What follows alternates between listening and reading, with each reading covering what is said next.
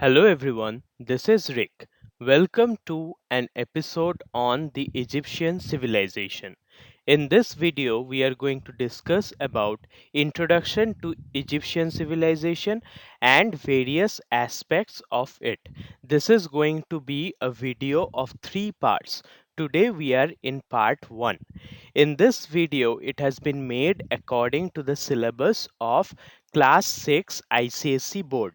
However, if you are interested in history, you can obviously go through these videos. It will be beneficial for you. So without doing any delay, let's get into details. Carry a notebook with you when you are watching these videos so that you can take note of the important points. Introduction. Egyptian civilization is one of the world's oldest and most intriguing civilization developing along the banks of river Nile. So there was a river Nile in the northeastern part of the African subcontinent, and along that river, along the banks of that river, we have people settled there, and they made the Egyptian civilization. It is one of the oldest civilization in the world. We have already discussed about another oldest civilization, that is Mesopotamian civilization. So in order to understand what is a civilization, please go through those videos also. So Egyptian civilization is very interesting and we will discuss it in very detail. Flourishing around 3000 BC, it is most famous for its pharaohs, mummies, and pyramids. You must have watched movies or heard about these things in your daily life. So, the date of Egyptian civilization is around 3000 BC. Now, BC is a dating system where the years are counted backwards. So, 3000 BCE is approximately 5000 years from the present time. Hence, this civilization is very old and it is famous for its pharaohs. Pharaohs are the kings of the Egyptian civilization.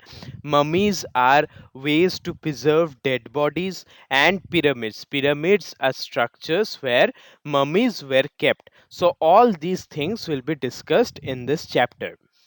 It lasted for over 3000 years and is renowned for its achievements in architecture, religion, art, and governance. So, the Egyptian civilization flourished for more than 3000 years.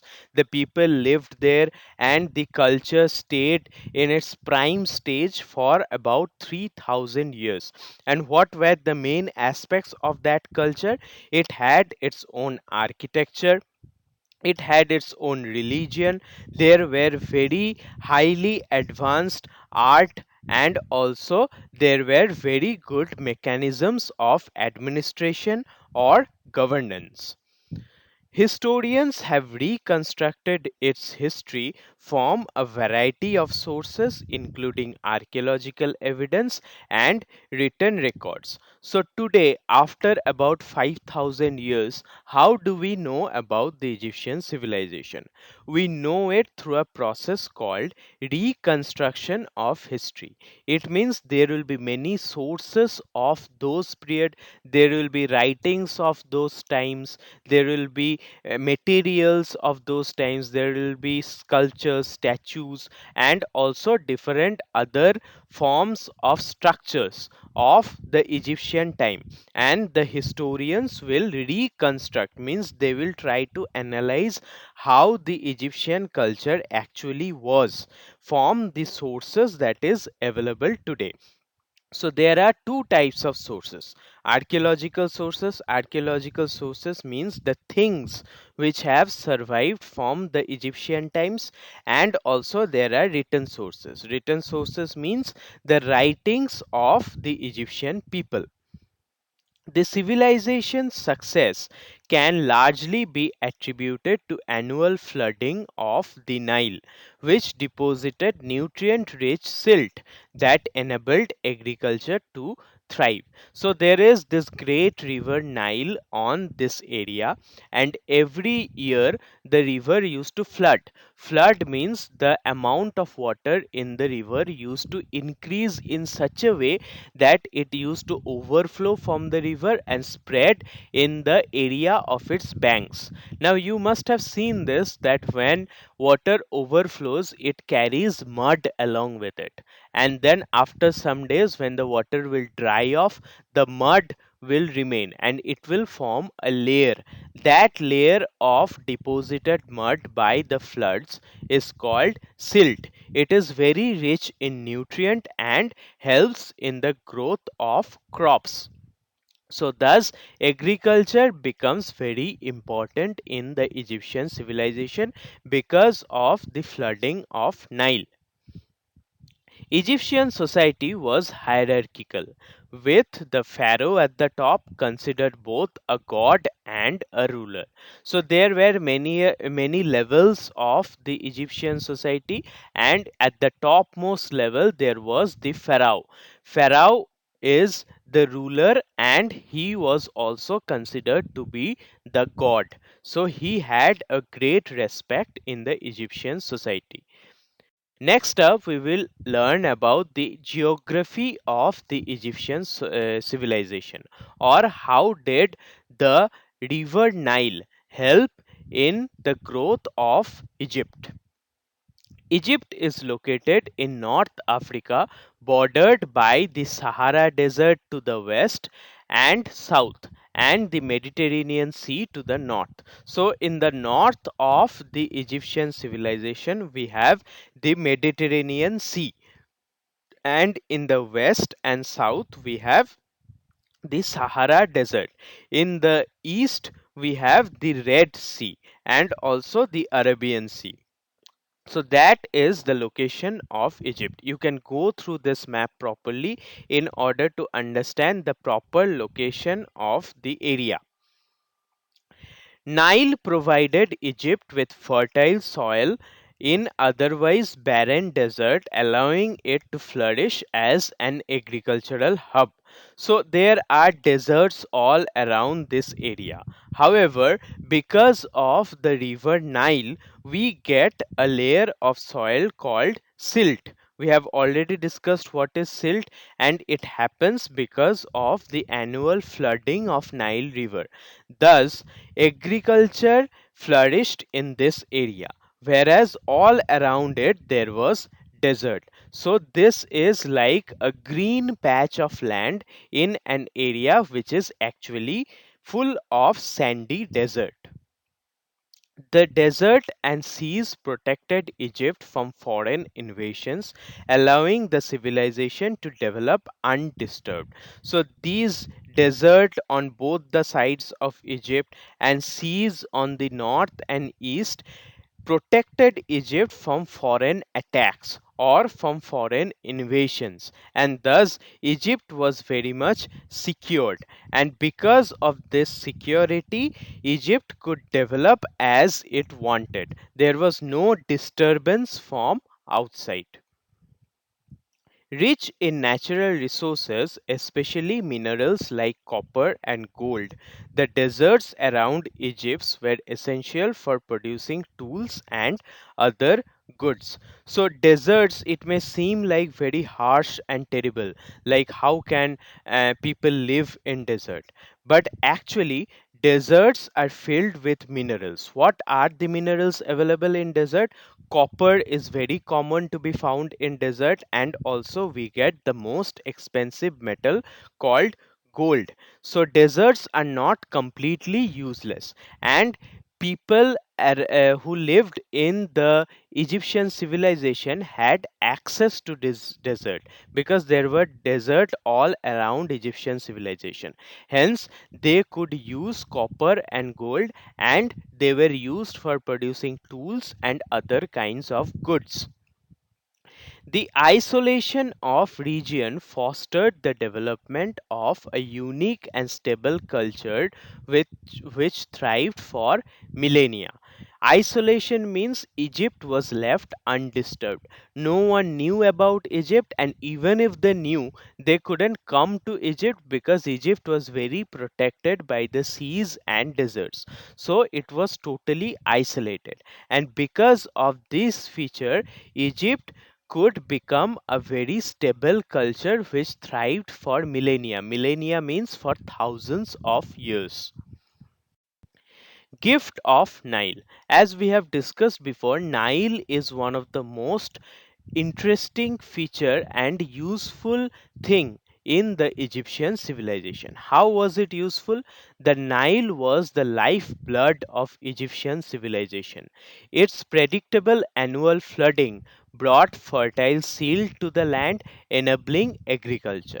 So Nile, just like our body cannot stay without blood, we cannot remain alive without blood, we will become lifeless. So like that, Egyptian culture or Egyptian civilization was had Nile in the form of blood. Means Nile used to function as blood of Egyptian culture. Without Nile, the whole Egyptian civilization would never have happened. And every year Nile used to flood. Flooding means annual overflow of water, and because of this overflow, a layer of land, a layer of soil used to be deposited over the banks of river Nile, and that layer of soil was filled with nutrients which helped in agriculture. It was also a key transportation route linking Upper and Lower Egypt and allowing for the movement of goods and people. So, Nile was also like the main road of Egyptian civilization because it was through this Nile River that people could go from one place to another with the help of boats, and thus they could also move a lot of things or goods through the Nile River. Hence, Nile was not only important for water and agriculture, but it was also important for transportation of goods from Upper Egypt to Lower Egypt, means from northern Egypt to southern Egypt, and also from southern Egypt to northern Egypt. Water from Nile was used for irrigation, enabling the Egyptians to grow crops like wheat, barley, and flax. So, all these crops were grown in the Egyptian lands. And where did they get the water from? It was from the river Nile. So, they used to dig water channels from the banks of river Nile, and water from Nile used to go deep into the fields. This process of bringing water into agricultural fields is called irrigation. Hence, the Egyptians were very much experts in giving irrigation to their fields, and thus they could grow crops like wheat, barley, and flax. The Greeks, including Herodotus, referred to Egypt as the gift of Nile due to the river's essential role in sustaining the civilization. So, Herodotus was one of the earliest historians, and he belonged to the area of Greek. He visited Egypt and said that Egypt was the gift of Nile. Means whatever happened in Egypt was possible only because of the river Nile. Hence, river was very much essential in sustaining the life of the civilization. The river played a role in Egyptian religious beliefs, seen as a divine gift. So the river of Nile was like a gift from God to the Egyptian civilization. Hence, it was considered sacred, godly, or holy in Egyptian culture. Thus, Egyptian civilization is a gift of river Nile. Pharaoh. Now, who was Pharaoh in the Egyptian culture? The Pharaoh was the central figure of authority in ancient Egypt, believed to be a god of earth. So, all the decisions and all the rules were made in the name of Pharaoh. Pharaoh was the ruler, but in every part of the world, you have heard terms like kings, raja, emperor, who were the rulers of a particular area. But in this case, in Egypt, the pharaoh was not only a ruler but also a god on earth. The respect of Pharaoh was in such a high manner that he was considered to be a god on earth. Upon death, the Pharaoh became divine and his powers were passed on to his successors. So, the people of Egyptian civilization believed that Pharaoh was divine. Divine means godly. So, when the Pharaoh used to die, he became divine and all his godly powers were passed on to his successor. This obviously was not true, but it was the belief of Egyptian people that when a pharaoh died, that means a god is dying, and all the powers of the god were received by the successor, means who was the next pharaoh. The first unification of Egypt's upper and lower regions under King Menes Narmer around 3100 BC marked the beginning of pharaonic dynasties. So this was the beginning of the pharaoh system and the beginning of pharaonic dynasties, which means that King Menes, who is also called Narmer, unified Upper Egypt and the lower regions, means north and south of the Egyptian civilization were separate. There was a king named Menes or Narmer who unified all these regions and became the first pharaoh. And with that started the pharaonic dynasty in around 3100 BC. The pharaoh controlled all aspects of Egyptian life from religion to law to military conquest. So what was the power of pharaoh? The power of pharaoh was everything. So the pharaoh controlled religion, it controlled law, it controlled the lives of people, and it also controlled the military conquest. Like if Egypt is attacked by someone, it is the pharaoh's duty to fight the war with the help of army. And also if Egypt wants to conquer some other territory, then also it is the duty of the pharaoh to live to fight with the army. Hence, every aspect of Egyptian life was controlled by the pharaoh. Their reigns were marked by monumental building projects like pyramids, and their rule was seen as an extension of divine order. So, their reigns means their time period of ruling was marked by building significant monuments like the pyramids. Pharaohs used to build all of these great structures, and their rule was seen as an extension of divine order, means their rule was God's order on earth, like that. So pharaohs were the central figure of Egyptian culture and they were respected as gods on earth. Society. Now, how was the Egyptian society?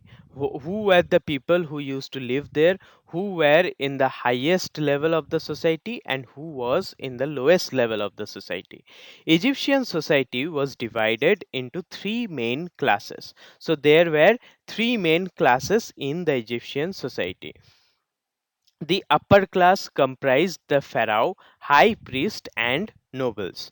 These nobles are basically relatives of the pharaoh. So, the upper class of Egyptian society was dominated by the pharaoh. He was the highest citizen of the entire civilization, hence, he was obviously in the upper class, and the pharaoh was believed to be a god on earth, hence, his priest were the high priest and they were also in the upper class, and nobles were the relatives of pharaoh. The middle class was made up of rich merchants, artisans, and soldiers. So the middle class were the next important people, and who were there in the middle class? Rich merchants were there, means businessmen who used to transport things from one place to another. They were in the middle class. Artisans were there, which means people who were experts in various kind of craft works, and also soldiers or warriors who used to help the pharaoh for protection. All these people were there in the middle class. The lower class included peasants and laborers. So lower class were dominated by peasants, which means farmers, and servants or laborers. Slaves also existed but were smaller portion of society, often prisoners of war. So what are slaves? Slaves are forced labor. People who were defeated in war by the Egyptians were captured as prisoners, and they were forced to become servants of the Egyptian people. Thus, slaves were often prisoners of war. They had to do work or they had to be servants without any kind of salary or payment.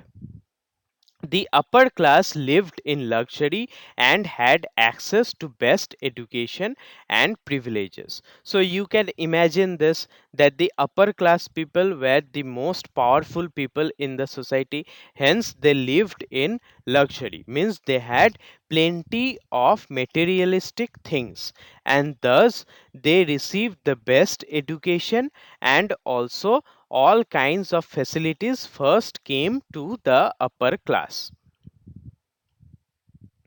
Egyptian society was patriarchal. Patriarchal society means men were the head of the family, and all the decisions in the society were to be taken by the male members. And the men generally held higher status in both public and family life. So, in both family matters and in matters related to public life, the men's decisions were supreme.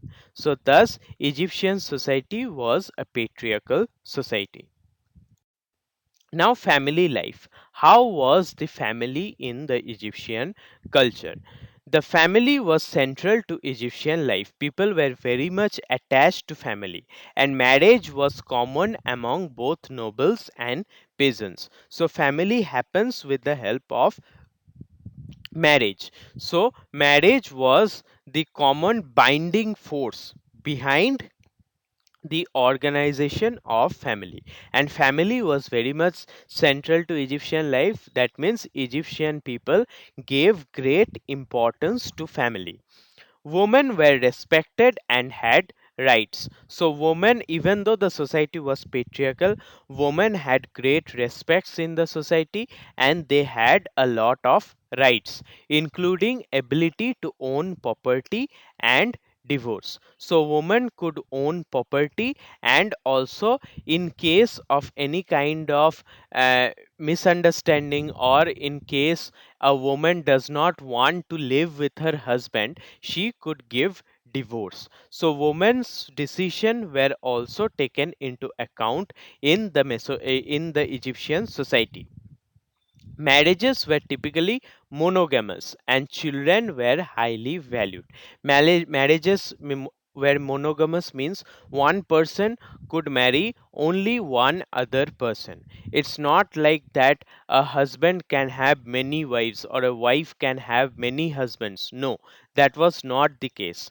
So marriages were typically monogamous. Monogamous means a husband will only have one wife, and one wife will have only one husband.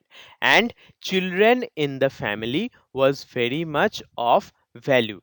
Children were very much pampered, and they were very much treated as an expensive thing in the in the Egyptian family life.